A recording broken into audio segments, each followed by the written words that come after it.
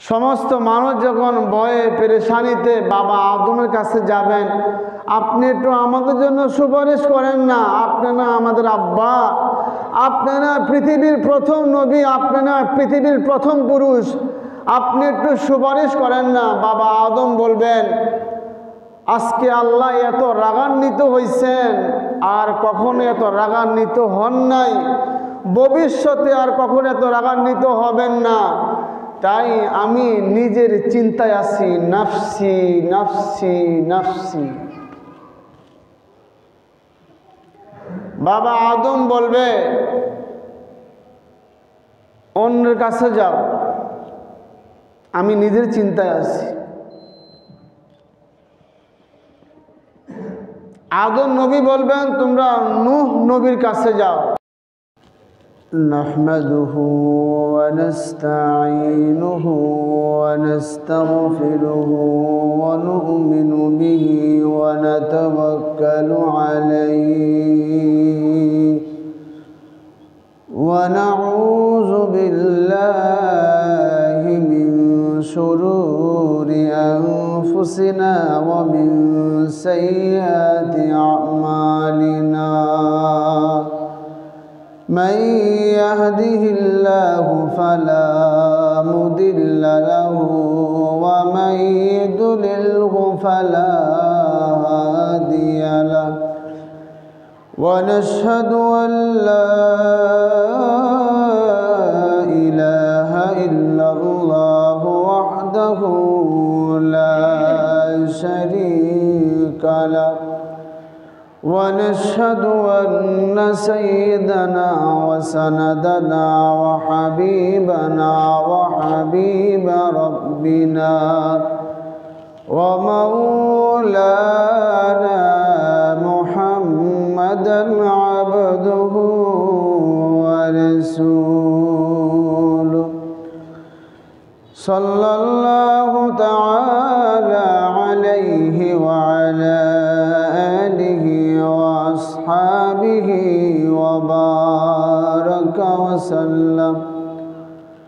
وبارك وسلم تسليما كثيرا. الذي أرسله الله تعالى بالحق بشيرا ونذيرا وداعيا إلى الله بإذنه وسراجا منيرا. أما بعد فأعوذ بالله من الشيطان الرجيم. بسم الله الرحمن الرحيم. يومئذ تحدث أخبارها بأن ربك أوحى لها. وقال رسول الله صلى الله عليه وسلم الكيس من دان نفسه وعلم لما بعد الموت أو كما قال عليه الصلاة والسلام. সকলেই পড়ি আল্লাহুম্মা সাল্লি আলা মুহাম্মাদিন ওয়া আলা আলি মুহাম্মাদ কামা সাল্লাইতা আলা ইব্রাহিম ওয়া আলা আলি ইব্রাহিম ইন্নাকা হামিদুম মাজিদ. আল্লাহুম্মা বারিক আলা মুহাম্মাদিন ওয়া আলা কামা বারাকতা আলা ইব্রাহিম ওয়া আলা আলি ইব্রাহিম إنك حميد مجيد بلغ العلا بكماله كشف الدجى بجماله حسنت جميع خصاله صلوا عليه وآله আলহামদুলিল্লাহ। আল্লাহ পাকের দরবারে লাখো কোটি শুকরিয়া যে মহান আল্লাহ তাআলা পবিত্র জুমার দিনে জুমার সালাত আদায় করার জন্য আল্লাহ তাআলার ঘরে আসার এবং বসার তৌফিক দান করেছেন।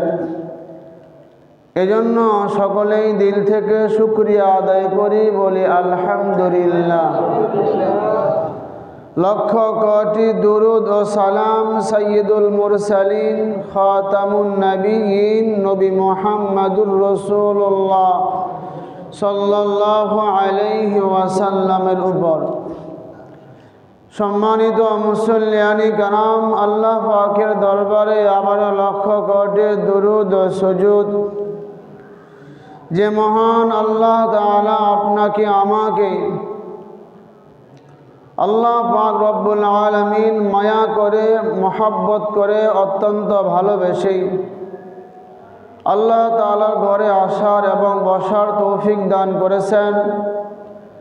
সাথে সাথেই আল্লাহ পাক রব্বুল আলামিন কোরআন এবং হাদিসের দুটো কথা শুনবার জন্য আল্লাহ তাআলা আপনাকে আমাকে যেন কবুল করে, জন্য সকলে বলি আমিন। সম্মানিত মুসল্লিয়ানি কারাম, সপ্তাহের মধ্যে শ্রেষ্ঠ দিন হলো জুমার দিন। এই জুমার দিনেই মানুষ একত্রিত হয় নামাজ পড়ার জন্য। অনেকে আসে আবার অনেকে আসে না। অনেকে 5 ওয়াক্ত নামাজের জন্য আসে, আবার অনেকেই জুমার নামাজ পড়তে আসে, আবার অনেকেই রমজানের ঈদ এবং কোরবানির ঈদের নামাজ পড়তে আসে। বিভিন্ন শ্রেণীর মানুষ বসবাস করতেছে। আল্লাহকে যে যতটুকু স্মরণ করবেই তার সাথে আল্লাহ তাআলা ততটুকুই সম্পর্ক রাখবেন। আল্লাহকে যে যতটুকু মানবে আল্লাহ তার সাথে ততটুকুই আচরণ দেখাবেন, ততটুকুই আল্লাহ তাআলা ভালোবাসা মহব্বত দেখাইবেন। আমি যদি দুনিয়াতেই আল্লাহ তাআলাকে ভুলে যাই তো কিয়ামতের ময়দানেও আল্লাহ তাআলা আমাকে ভুলে যাবেন। আল্লাহ বলছেন ওয়া কাযালিকাল ইয়াউমা তুনসা, বান্দা দুনিয়ার জমিনে তুমি আমাকে ভুলে গিয়েছ, তাই আজ আমি তোমাকে ভুলে গেলাম। তাই আল্লাহ তাআলাকে বেশি পরিমাণে অধিক পরিমাণে আল্লাহ তাআলাকে স্মরণ করা আল্লাহ কবুল করেন। গত শুক্রবারেই বয়ানের শেষ কথা ছিল ইসরাফিল আলাইহিস সালাতু ওয়াস সালাম সিংহায় 3টা ফু দিবেন। শেষ ফুতেই সমস্ত মানুষ আবার কবর থেকে উঠবে, মানুষের বিচার শুরু হবে। কিয়ামতের আগে যত মানুষ আসবে দুনিয়াতে, কিয়ামত পর্যন্ত যত মানুষ আল্লাহ দুনিয়াতে পাঠাইবেন, সমস্ত মানুষকে আল্লাহ তাআলা হাসরের ময়দানে এক জায়গায় উপস্থিত করাবেন, এক জায়গায় একত্রিত করাবেন। মানুষগুলা মানুষের দৃষ্টিশক্তি ভয়ে থর থর করে কাঁপতে থাকবে। মাথার কাছাকাছি সূর্য এসে যাবে। সূর্য আমাদের এখন এখান থেকে কত বহু দূরে, তারপরেও সহ্য হয় না। ফ্যান লাগানো হয়, এসি লাগানো হয়, কিভাবে গরমের তাপ থেকে নিজেকে বাঁচানো যায়। আর হাসরের ময়দানে আল্লাহ তাআলার চাঁদ মানুষের মাথার কাছাকাছি চলে আসবে। মানুষ এমন কষ্টের মধ্যে পড়বে, এমন মুসিবতের মধ্যে পড়বে, এই কষ্ট মানুষের সহ্য করা সম্ভব না। এত মুসিবতের মধ্যে পড়বে, এত কঠিন পরিস্থিতির মধ্যে পড়বে মানুষ, চিন্তা ফিকির করতে থাকবে। তো একদল মানুষ আরেক দল মানুষকে বলবে, এই তোমরা দেখতেছো না আমরা কি কষ্টের মধ্যে আছি, আমরা কি মুসিবতের মধ্যে আছি? তোমরা বাবা আদম আলাইহিস সালাতু ওয়াস সালামের কাছে যাও। তারা সকলেই বাবা আদম আলাইহিস সালাতু ওয়াস সালামের কাছে যাবেন। যাওয়ার পর বাবা আদমকে বলবেন, আমরা আপনার সন্তান, আপনি আমাদের পিতা। আপনি দুনিয়ার জমিনের মধ্যে প্রথম নবী, আপনি দুনিয়ার মধ্যে প্রথম পুরুষ। আপনি একটু আমাদের জন্য আল্লাহ তাআলার কাছে সুপারিশ করেন না, আল্লাহ যেন এই পরিস্থিতি থেকে আমাদেরকে সরাইয়া তাড়াতাড়ি বিচারের ময়দান কায়েম করে ফেলে। আর সহ্য হইতেছে না, বিচারে যেটাই হবে আমরা সেটাই মেনে নিব, আর পারতেছি না এই কষ্টের মধ্যে। বাবা আদম আলাইহিস সালাতু ওয়াস সালাম জবাব দিবেন,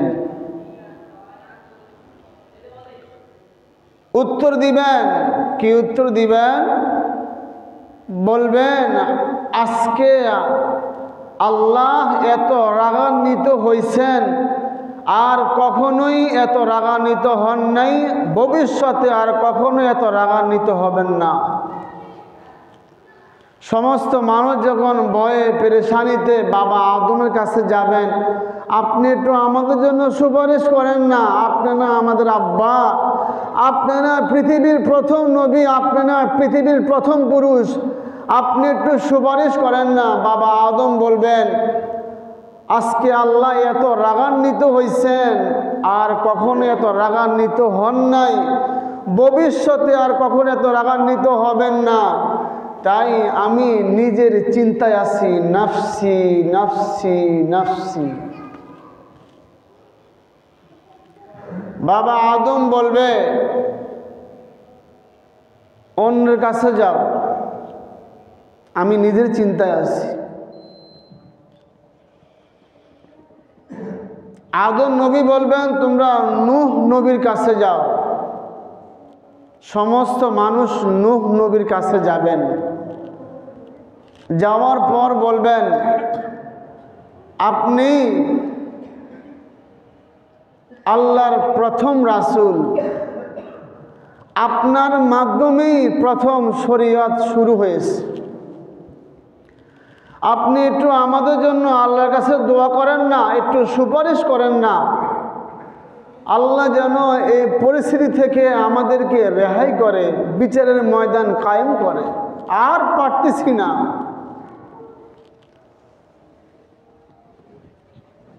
নূহ আলাইহিস সালাতু ওয়াস সালাম জবাব দিবেন, আল্লাহ আমাকে দুনিয়াতে স্পেশাল একটা দোয়া দিয়েছিলেন। এই দোয়াটা আমি আমার জাতির বিরুদ্ধে করেছিলাম। আমি আমার জাতিকে দিনে রাত্রে সকাল সন্ধ্যায় হরদম তাদেরকে দাওয়াত দিতাম। তারা আমার দাওয়াত পাইয়া তারা পলায়ন করত। আমি আল্লাহর কাছে দোয়া করছিলাম যে আল্লাহ আপনাদেরকে ধ্বংস করিয়া দেন। আল্লাহ আমার দোয়া কবুল করছেন।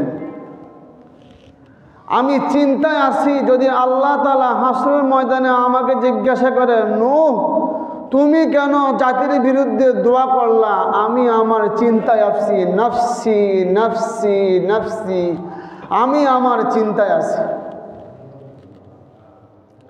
নূহ আলাইহিস সালাতু ওয়াস সালাম বলবেন, তোমরা অন্যের কাছে যাও, আমি পারতেছি না।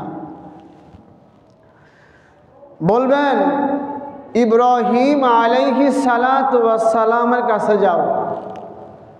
সবাই ইব্রাহিম নবীর কাছে যাবেন। যাওয়ার পর ইব্রাহিম নবীকে বলবেন, আল্লাহ আপনাকে নবী বানাইছেন, আল্লাহ আপনাকে খলিল বানাইছেন, আপনি একটু আমাদেরকে জন্য আল্লাহর কাছে সুপারিশ করেন না, আল্লাহ যেন আমাদেরকে এই মুসিবত থেকে, এই পরিস্থিতি থেকে আল্লাহ আমাদেরকে রেহাই দেয়। ইব্রাহিম আলাইহিস সালাতু ওয়াস সালাম জবাব দিবেন, আমার দ্বারা দুনিয়াতে এমন 3টা কাজ হয়েছে যেটা আমার দ্বারা হওয়া উচিত ছিল না। এমন 3টা কাজ আমার দ্বারা সংগঠিত হয়েছে, আমার দ্বারা হয়ে গেছে।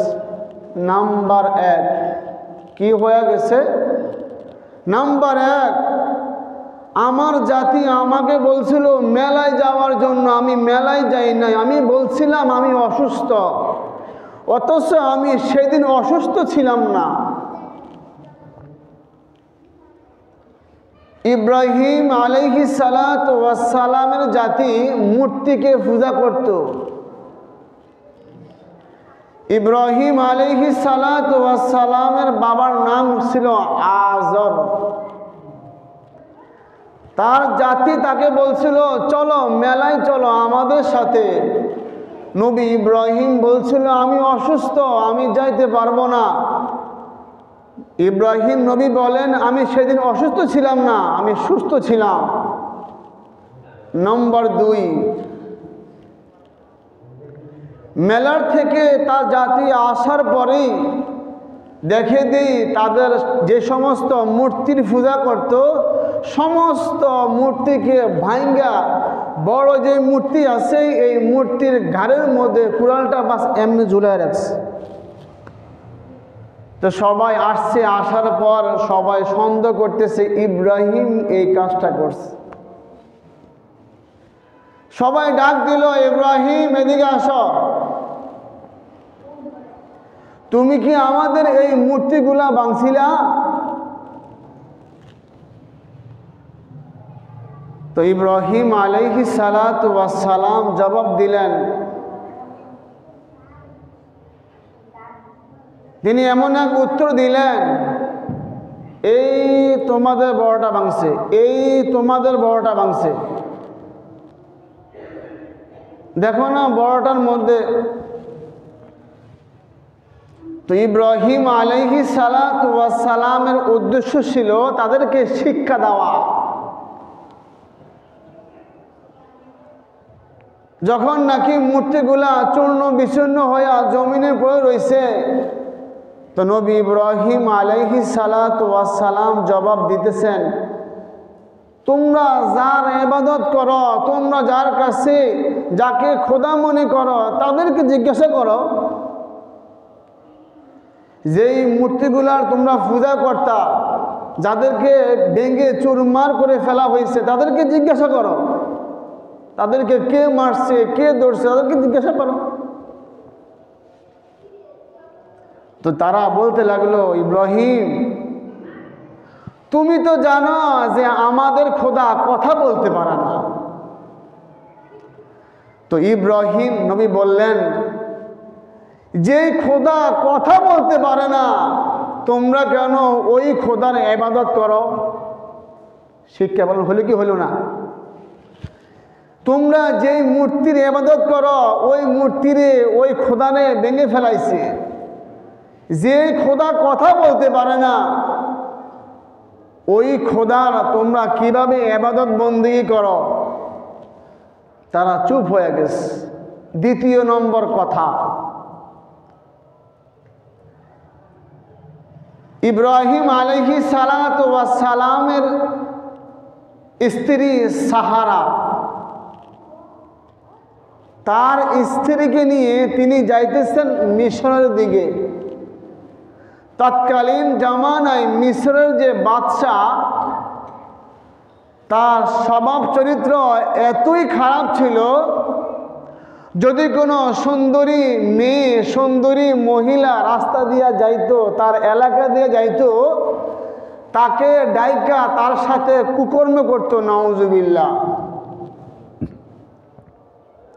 তো ওই মিশরের বাদশার কানের মধ্যে খবর গেছে, বাদশাহ, আমাদের এলাকার মধ্যে একজন মহিলা আসতেছে সুন্দরী, সাথে তার স্বামী। তো বাদশাহ উজির নাজির দিয়া তাকে ডাক দিলেন। তো ইব্রাহিম নবী সাহারাকে বললেন, সাহারা, যদি বাদশাহ বলে এই কে, তুমি বলবা এ আমার ভাই, আমি ওনার বোন। তো সাহারা বলল, মিথ্যা কথা হবে না। নবী ইব্রাহিম বলল, মিথ্যা কথা হবে না। বলে কিভাবে? আদম তোমারও বাবা, আমারও বাবা, হাওয়া তোমারও মা, আমারও মা, সুবহানাল্লাহ। মিথ্যা কথা হবে না। আদম তোমারও বাবা, আমারও বাবা, হাওয়া তোমারও মা, আমারও ভাই, সেই হিসেবে আমরা ভাই বোন, চলো।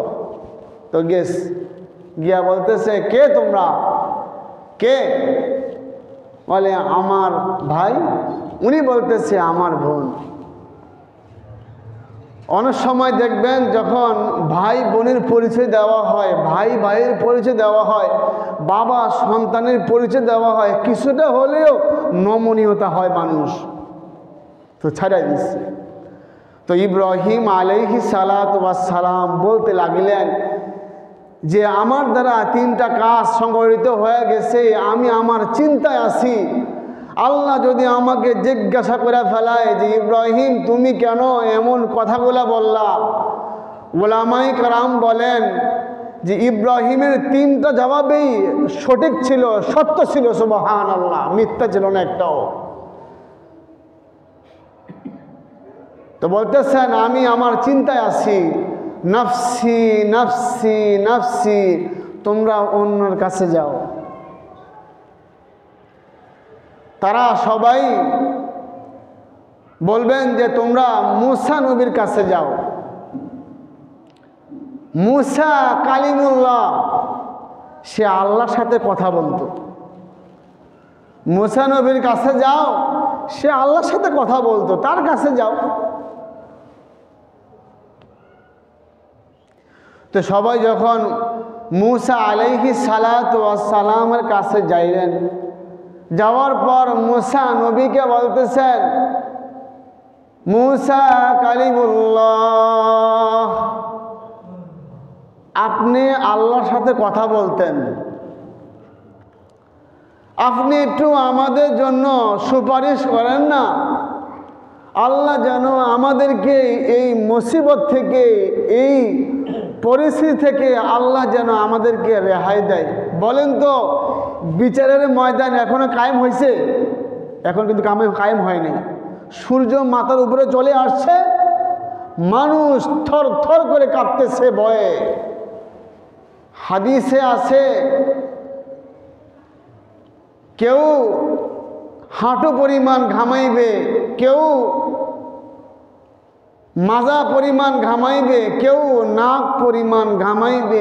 যে যতটুকু গুনাহের কাজ করছে সে ততটুকু ঘামাইবে হাসরের ময়দানে। তো বলতেছেন যে আপনি কালিমুল্লাহ, আপনি না আল্লাহর সাথে কথা বলতেন, একটু সুপারিশ করেন না, আল্লাহ যেন আমাদেরকে এই পরিস্থিতি থেকে আমাদেরকে রেহাই দেয়, বিচারের ময়দানে আল্লাহ কায়েম করে দেয়। মূসা আলাইহিস সালাতু ওয়াস সালাম জবাব দিতেছেন, তোমরা যা বলছো সব সত্য বলছো, মিথ্যা একটাও বলো নাই।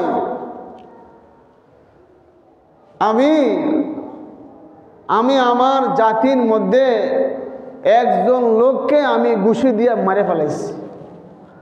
আল্লাহ আমাকে বলে নাই মারতে, কিন্তু আমি তারা বাস ঘুষি দিয়ে মারে ফেলাইছি।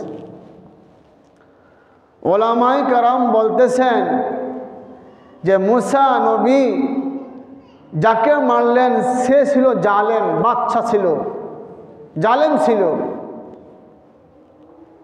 তো মুসা তাকে তার অপরাধের প্রতিবাদ করতে গিয়া হালকা বাস একটা ঘুষি দিলেন, সে মারা গেছে। কি আর হবে? মুসা নবী একটা ঘুষি দিয়েছে, মানুষ মরে গেছে গা। শক্তিটা কেমন ছিল? আমি আমার চিন্তায় আছি, আমি নিজের চিন্তায় আছি, নাফসি নাফসি, আমি আমার চিন্তায় আছি। মুসল্লিয়ানি কারাম, একজন চিন্তা করেন, একটু দেমাকের মধ্যে একটু জিগান, দেমাক এই বেড়েন। একজন নবী হাসরের ময়দানে বলবে আমি আমার চিন্তায় আছি, নাফসি নাফসি। আপনার আমার বলেন তো কি অবস্থা হবে? বলেন বলেন। একজন নবী বলতেছে, আদম বললেন নফসি, ইব্রাহিম বললেন নফসি, নূহ বললেন নফসি, মুসা বললেন নফসি, ঈসা বলবেন নফসি নফসি। একজন নবী হাসরের ময়দানে সে বলবেন নফসি নফসি, আমি আমার চিন্তায় আছি। একটু দিমাগের মধ্যে চিন্তা করেন তো, নামাজ তো ঠিক মতন পড়ি না, আল্লাহকে তো ঠিক মতন স্মরণ করি না, মানুষের উপর জুলুম অত্যাচার করি, সুদ খাইতেছি, ঘুষ খাইতেছি, অন্যকে ঠকাইতেছি, টাকা মাইরা খাইতেছি, মানুষের উপরে অপরাধ করতেছি, আমি নাফরমানি করতেছি, আমি আল্লাহকে মানতেছি না, আমি রসুলকে মানতেছি না, আমি কি খাইতেছি, আমি হালাল খাইতেছি না হারাম খাইতেছি, নামাজ পড়তেছি হইতেছি কিনা হইতে হয় নাই। একটু দিমাগের মধ্যে প্রশ্ন। একজন নবী হইয়াও হাসরের ময়দানে চিন্তা করবে নফসি নফসি, আমি আমার চিন্তায় আছি, আমি আমার চিন্তায় আছি। মোহতারাম হাজরিন, তুমি তোমার কেমন হওয়া উচিত বলো? কেমন হওয়া উচিত? একজন নবী হইয়াও সেও চিন্তা করতে থাকবে আমার অবস্থা কি হবে হাসরের ময়দানে। আর তুমি নামাজ না পড়া বেহেশতে যাইবা, মামুর বাড়ি পাইছ, হ্যাঁ মামুর বাড়ি পাইছ, বিড়ি খাইতে খাইতে বেঁচে যাইবা গা, এত সহজ বেহেশত। তো মুসা আলাইহি সালাতু ওয়াস সালাম তাদেরকে বলবেন যে আমি আমার জামানায় একজনকে ঘুষি দিয়ে মারা ফেলাইছি, আমি আমার পেরেশানিতে আছি, আমি চিন্তায় আছি। তোমরা ঈসা আলাইহি সালাতু ওয়াস সালামের কাছে যাও। সবাই ঈসা আলাইহি সালাতু ওয়াস সালামের কাছে যাবেন। যাওয়ার পর বলবেন ঈসা রূহুল্লাহ, ঈসা কালিমুল্লাহ, আপনি আল্লাহর কালিমা। এর অর্থ হলো আল্লাহ আপনাকে দুনিয়াতে বলছেন কুন হও, আপনি হয়ে গেছেন, আপনি দুনিয়াতে নবী হয়ে গেছেন। আল্লাহ আপনাকে বলছেন হও, আপনি হয়ে গেছেন। আপনি একটু আমাদের জন্য আল্লাহর কাছে সুপারিশ করেন না, আল্লাহ যেন আমাদেরকে এই পেরেশানি থেকে, এই কঠিন মুসিবত থেকে আল্লাহ আমাদেরকে মুক্ত করে বিচারের ময়দান আল্লাহ কায়েম করে দেয়। তো ঈসা আলাইহি সালাতু ওয়াস সালাম প্রশ্নের উত্তরে বলবেন, আমার জাতি শিরিক করত, আমি আমার জাতিকে নিষেধ করি নাই। আমার জাতি আমাকে তিন খোদার এক খোদা মনে করত। বর্তমান সমাজেও কিছু মানুষ আছে, কিছু মুসলমান আছে নামদারি, এরা ঈসা নবীকে আল্লাহর পুত্র মনে করে। বলেন ঠিক কিনা বলেন?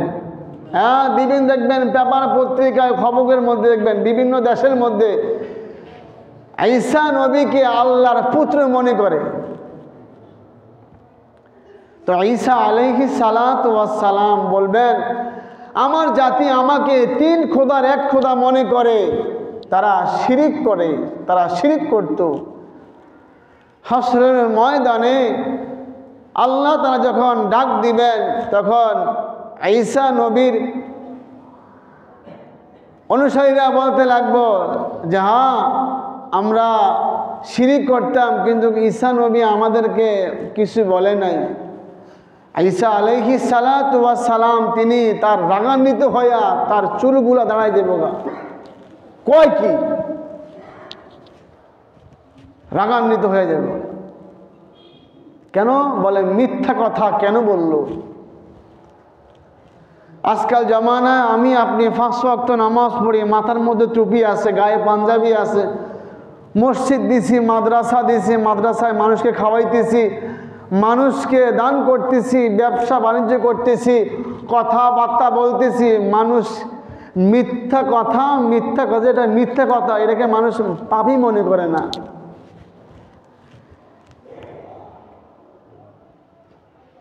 যেটা মিথ্যা কথা এটা বললে পাপ, এটা মানুষ গুনাহই মনে করে না। বলেন ঠিক কিনা? ব্যবসার ক্ষেত্রে বলতেস, কথার ক্ষেত্রে বলতেস, কাজের ক্ষেত্রে বলতেস, চলাফেরার ক্ষেত্রে বলতেস, হাসি ঠাট্টা বাস কথা বলতেস, মিথ্যা কথা। তো সমস্ত মানুষ পেরেশান হয়ে যাবে হাসরের ময়দানে। আদম নবীর কাছে যাবেন, তিনি বলবেন তোমরা নূহ নবীর কাছে যাও। নূহ নবী বলবেন যে আমি পারতেছি না, তোমরা ইব্রাহিম নবীর কাছে যাও। নবী ইব্রাহিম বলবেন আমি পারতেছি না, তোমরা মুসা নবীর কাছে যাও। মুসা নবী বলবে যে আমি পারতেছি না, তোমরা ঈসা নবীর কাছে যাও। ঈসা সমস্ত যারা আসছে সবাইকে নিয়ে চলো, সবাই তো ফিরে দিছে, আমার সাথে চলো, তোমাদেরকে নিয়ে যাবে মুহাম্মাদুর রাসূলুল্লাহ সাল্লাল্লাহু আলাইহি ওয়াসাল্লামের কাছে চলো। আদম ফিরিয়ে দিবেন, ইব্রাহিম ফিরিয়ে দিবেন, মুসা ফিরিয়ে দিবেন, নূহ ফিরিয়ে দিবেন, যাও যাও আমি পারতেছি না। ঈসা বলবেন আমার সাথে চলো, তোমাদেরকে নিয়ে যাব বিশ্বনবী মুহাম্মাদুর রাসূলুল্লাহ, সবাই নিয়ে যাবে। তো সমস্ত মানুষ সেই পেরেশানির মধ্যে থাকবেই। নবীরাও বলতে থাকবে নাফসি নাফসি নাফসি, আমার কি হবে, আমার কি হবে, তোমরা অমুকের কাছে যাও, তোমরা অমুকের কাছে যাও, অমুক নবীর কাছে যাও। নবীরাও নিজের চিন্তায় পেরেশানি থাকবে, আর তুমি সাধারণ মুসল্লি হইয়া, সাধারণ মুসলমান হইয়া তুমি কিভাবেই এই আখিরাতের কথা ভুইলা থাকতে পারো? ভাই বলো, বাপ বলো, তোমার কি স্মরণ হয় না? তুমি কি কবরে যাইবা না? বলো বলো, যাইবা না? বলো। তুমি তো দেখছ তোমার বাবা, দাদা, ভাই, বড় ভাই, ছোট ভাই সবাই চলে গেছে, তুমি কি যাইবা না? বলো। তোমার কি একটু স্মরণ হয় না কবরের জিন্দেগি? তুমি এখনো চা দোকানে বসে বসে টিভি চাওয়া, তুমি বিড়ি খাও, তোমার কি একটু স্মরণ হয় না? তোমার বয়স হয়ে গেছে 70-60, তুমি এখনো ছেলের সাথে মেশে তুমি এখন সিনেমা দেখো বসে বসে ঘরের মধ্যে, তুমি এখনো মোবাইলের মধ্যে টিভি দেখো। তোমার কি স্মরণ হয় না? তোমার কি ভয় হয় না যে আমি তো কবরে চলে যাব? পান খাইতেছ, জিন্দেগি পার করতেছ, বাস। এই জীবন কি আর শেষ হবে না? বলেন হবে না? হবে তো। জীবন শুরু আছে, শেষও আছে, কিন্তু আখিরাতের জীবন যে শুরু হবে আর দোস্ত বাপ আর শেষ হবে না। ধোঁকা দিতেছেন, ধোঁকা দিতেছেন। আটটু বয়স হয়ে লই দাড়ি রাখমু, আটটু বয়স হয়ে লই আমি আরো পরে বিয়া করমু। সন্তান বয়স্ক হয়ে গেছে, আফসোস লাগে, সন্তান বয়স্ক হয়ে গেছে, এখনো বলে নিজের পায়ে দাঁড়াইতে পারতেছে না। আয় বাপ, বাপ যদি এই সন্তান কোনো গুনাহের কাজের মধ্যে লিপ্ত হয়, আপনি আর দায়িত্ব, আপনার দোষ। মিয়া বিয়া করেন নাই কেন? প্রাপ্তবয়স্ক হয়ে গেছে, এখনো বিছানা আলাদা করেন নাই কেন? যদি কোনো গুনাহের মধ্যে লিপ্ত হয়, বাপ আপনি দায়ী, আপনি দায়ী বাপ। আপনার সন্তান একটা মেয়ের সাথে কথা বলতেছে, হারাম রিলেশন, একটা মেয়ের সাথে কথা বলতেছে, আপনি বলতেছেন এখন নিজের ভয়ে দাঁড়াইতে পারতেছে না, তাই হাঁটে কার ভয়ে? আরো পরে, আরো পরে, আরো পরে, আরো পরে, এখনো বয়স হয় না, আরো পরে যাইতেছে। কই দেখছেন আপনার বোলা